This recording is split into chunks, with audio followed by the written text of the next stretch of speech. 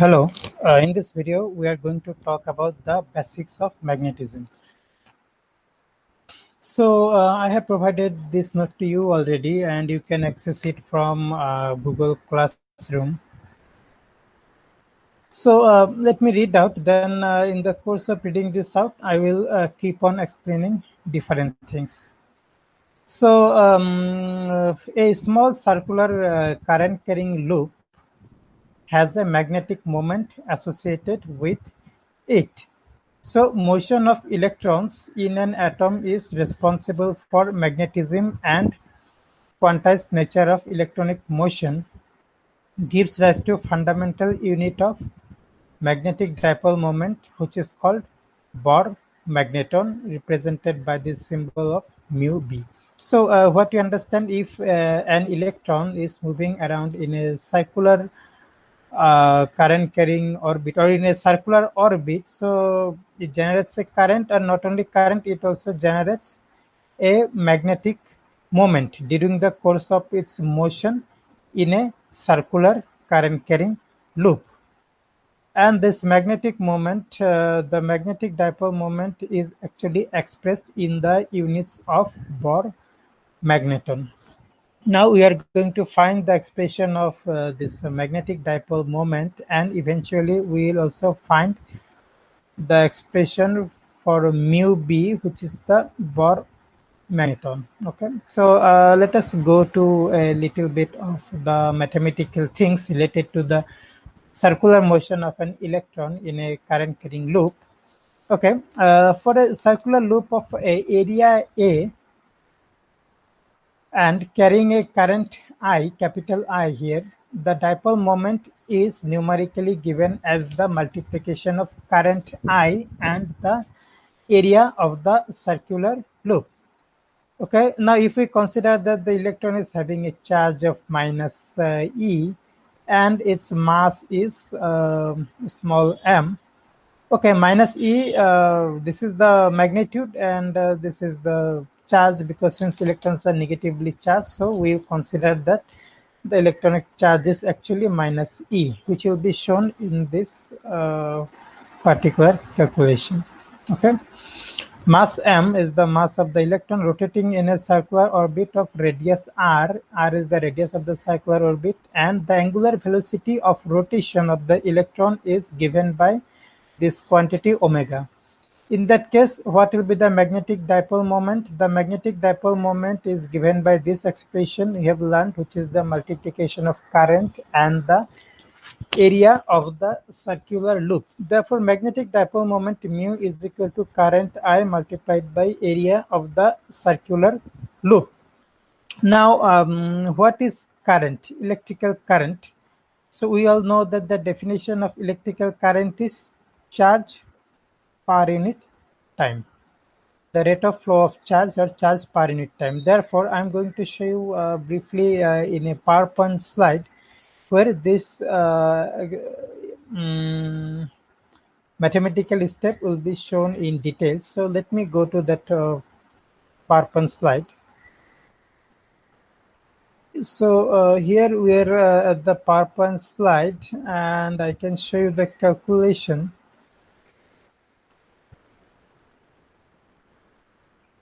So magnetic moment mu is equal to I multiplied by A.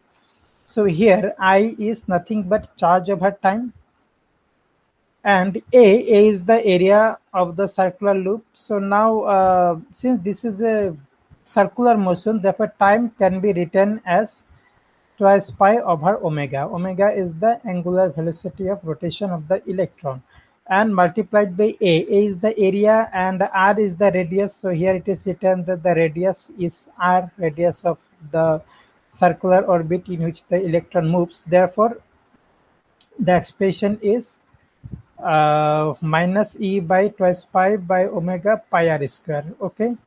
Then if we go back to the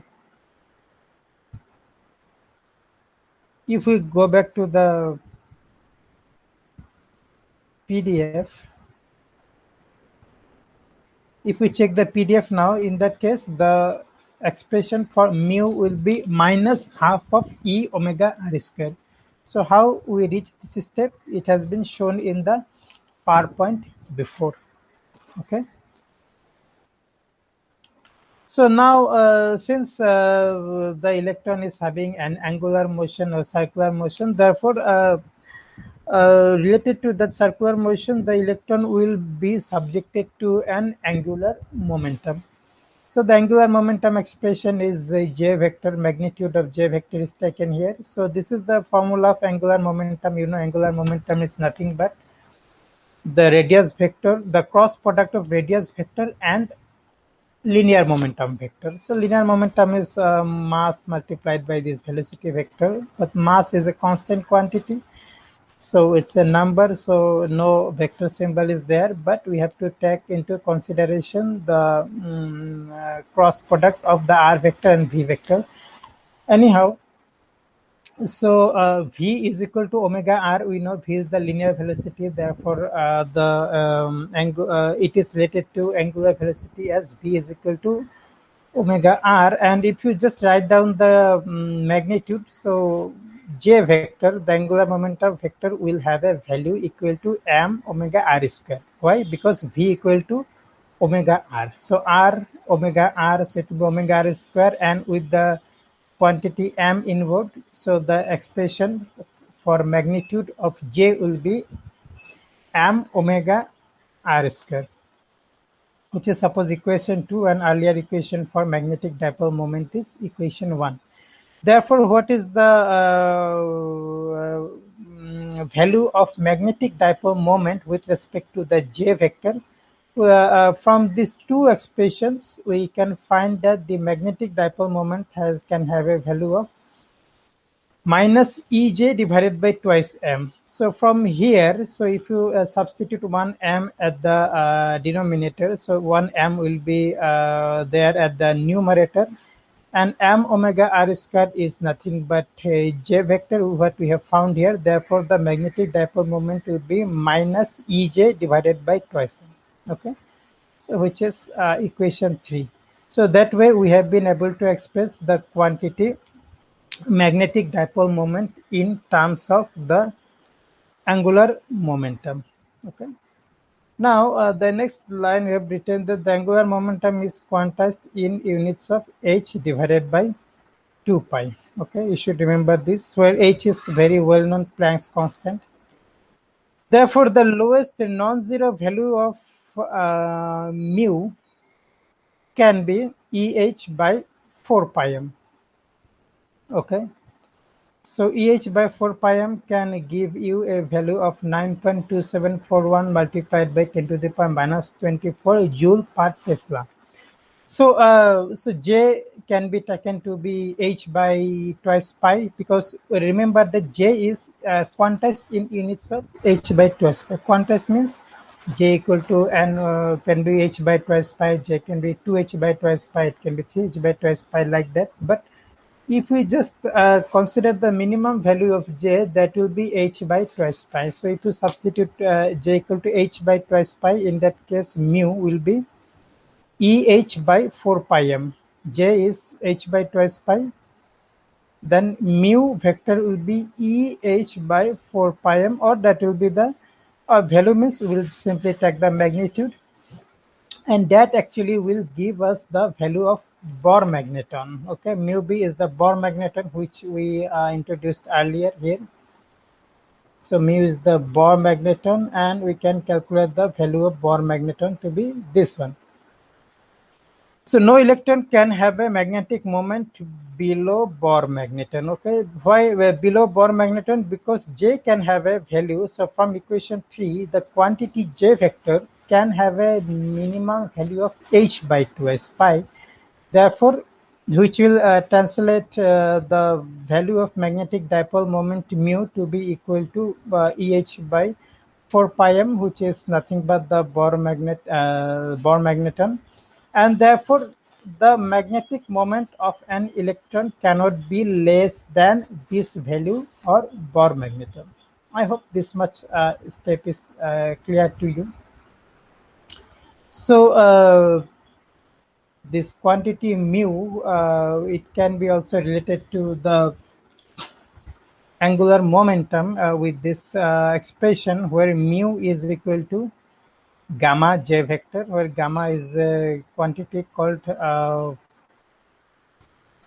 magnetomechanical ratio. Okay. So now, based on there can be several types of magnetic materials depending on the orientation of the dipoles in a in response to an applied external magnetic field. So let me read out, and I will show you a figure related to this. So materials that lack permanent magnetic dipoles are diamagnetic. So diamagnetic materials are not at all magnetic. So if there are permanent magnetic dipoles associated with the atom of a material, the material may be paramagnetic, ferromagnetic, antiferromagnetic, or ferrimagnetic, depending on the interaction between the individual dipoles. Okay, so lack of magnetic dipoles, those materials where there is lack of magnetic dipoles, they are called as diamagnetic materials, and materials that have magnetic moments or permanent magnetic dipoles, they may be classified as paramagnetic, then ferromagnetic, then antiferromagnetic or ferrimagnetic, and that will depend on how individual dipoles interact with each other. Okay, so I will show you a figure of the orientation of the dipoles from which it will be clear to you. So next we are going to the definitions. So if the interaction between atoms' permanent dipole moment is zero or negligible, the material is paramagnetic. Okay, so magnetism is inseparable from quantum mechanics. So because the phenomenon of magnetism, to explain the phenomenon of magnetism, we need to explain that with the help of quantum mechanics. So which will be explained in case of ferromagnetism, which we will discuss in another video lecture. So in paramagnetic materials, so the interaction between the atoms dipoles is very negligible, or it's almost equal to zero.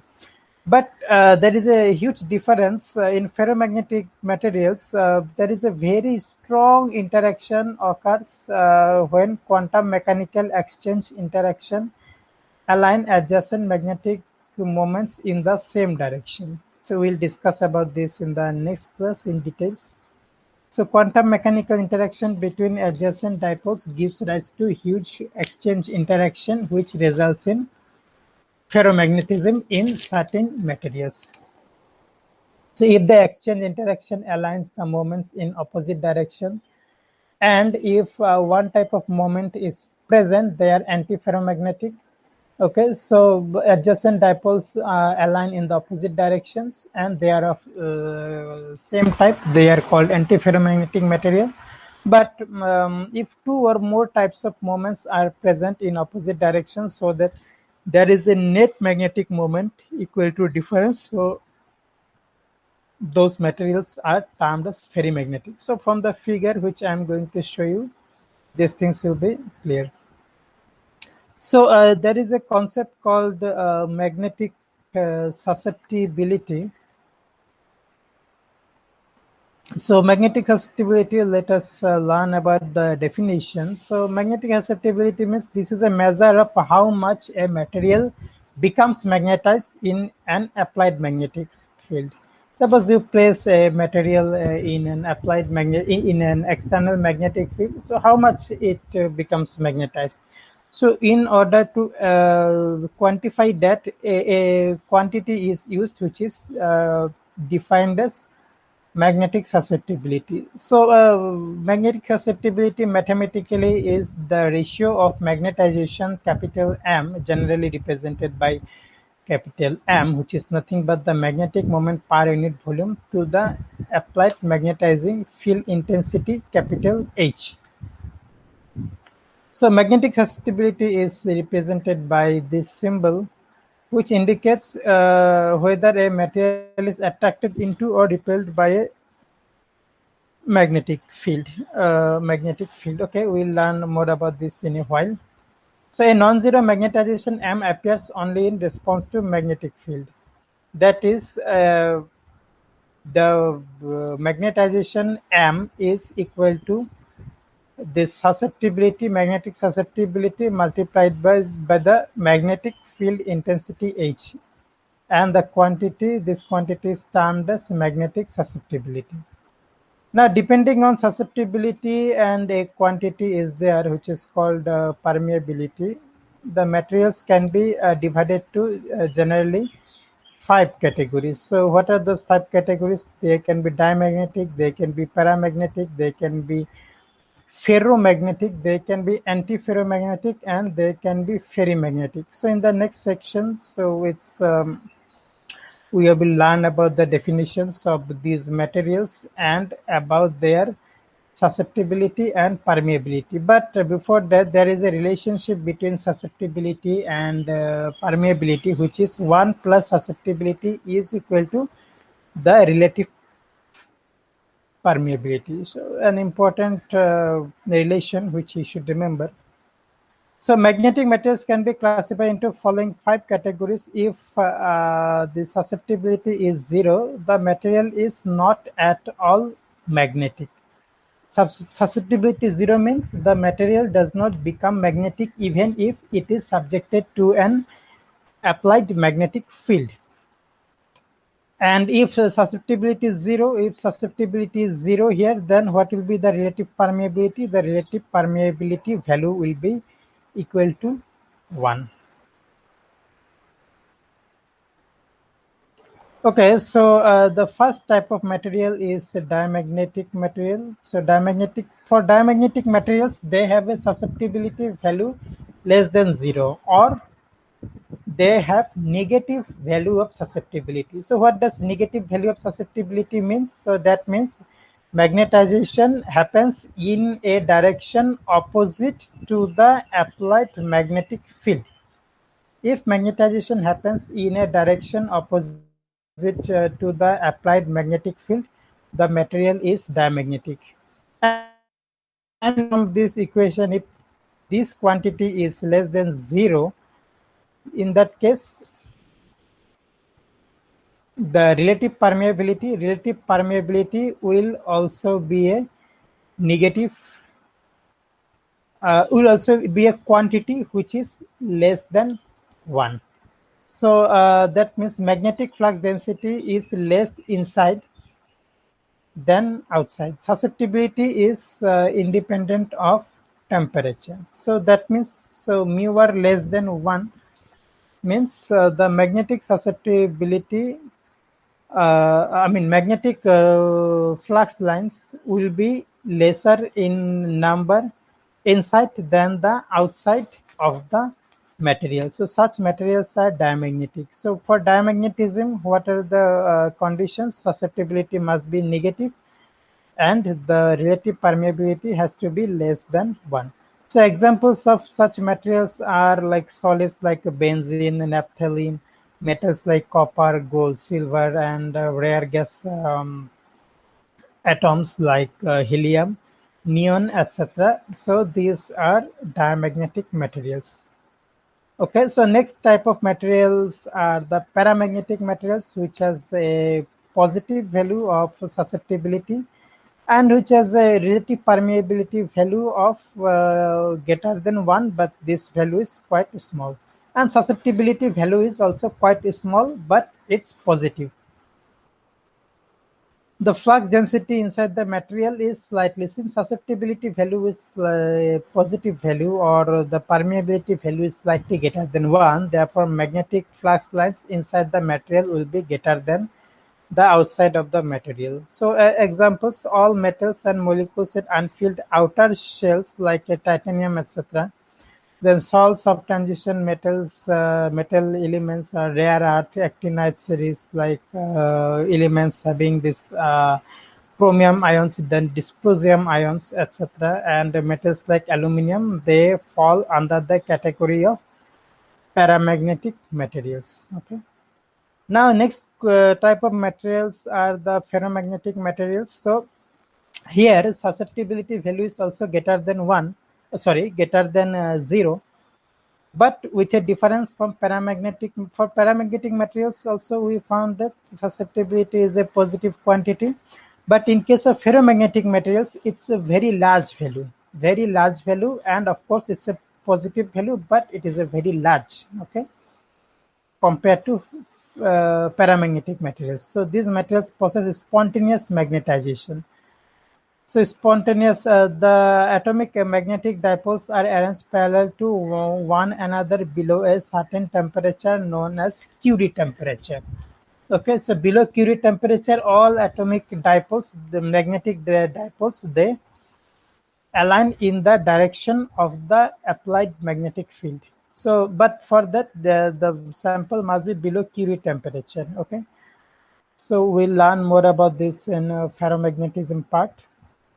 So for now, you learn some examples. So iron, cobalt, nickel are classic examples of ferromagnetic materials, and above this temperature, the behavior is similar to paramagnetic materials. So, just learn one particular thing right now. So above Curie temperature, ferromagnetic materials become paramagnetic materials. But what is the difference of ferromagnetism and paramagnetism? Susceptibility and relative permeability values are much larger than those of paramagnetic materials. So there is another type of material called antiferromagnetic materials. So here the definition is the atomic dipoles are arranged anti-parallel to one another so that the net magnetization is zero. In the absence of field is zero. Above the nil temperature, the dipoles become randomly oriented and they also become paramagnetic. So I will show you this in a figure. So like manganese oxide, nickel oxide, then this manganese tellurium, they are anti-ferromagnetic materials.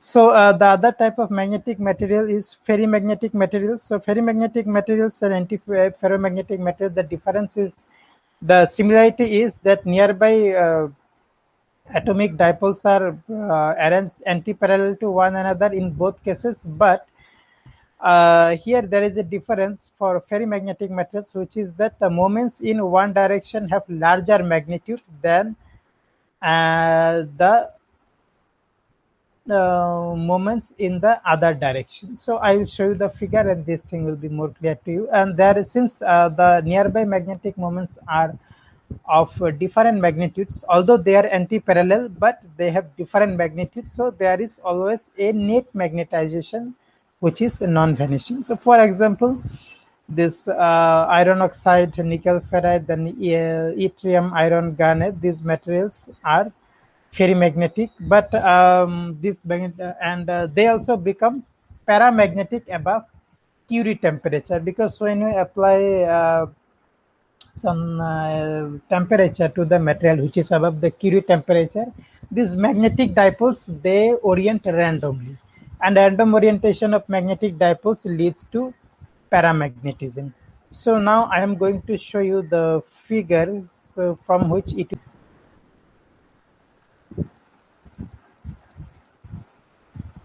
Okay, orientation of magnetic dipoles of the materials, so that you can see this one. So paramagnetic materials, these dipoles are oriented very randomly. So one is oriented like this, one this, one this. So what will be the result? The result will be that there will be very little or almost zero net magnetic moment. So if a material is magnetic, if it has some magnetic moment, but paramagnetic materials are weakly magnetic because they have little value of net magnetic moment, which is quite clear from the random orientation of these dipoles. So then we come to ferromagnetic materials. So ferromagnetic materials, the nearby dipoles align in the same direction, preferably in the direction of the applied magnetic field. Since all the dipoles align in the same directions, therefore what happens? The net magnetic moment is very huge, because the magnetic moment of each dipole is added, and the final net magnetic moment is very huge in case of ferromagnetic materials. And in case of antiferromagnetic materials, you see the nearby dipoles are oppositely directed. Okay, so in the absence of magnetic field, they have zero net magnetic moment, and also the nearby dipoles are equal in magnitude. So they are equal in magnitude, each nearby dipole, but they are oppositely directed. Therefore, the moment of one is cancelled by the moment of other. Moment of this one is cancelled by the moment of other. So these materials are antiferromagnetic materials. Then the next type of materials are the ferrimagnetic materials. In ferrimagnetic materials are also similar to antiferromagnetic materials in the sense that the nearby dipoles are oppositely directed. Anti-parallel. The nearby dipoles are anti-parallel or oppositely directed from one another, but they are of different magnitude. You see, this dipole has a magnitude which is different from this dipole. Similarly, this dipole has a magnitude different from this dipole. So there is some net magnetic moment in case of ferrimagnetic materials also. But what is the difference with respect to antiferromagnetic? In ferrimagnetic, the nearby dipoles are of different magnitude, but for antiferromagnetic materials, the nearby dipoles are of same magnitude, but in both cases they are antiparallel to one another. So this is all about the basics. In the next class, we'll discuss about ferromagnetism, hysteresis, etc. Thank you.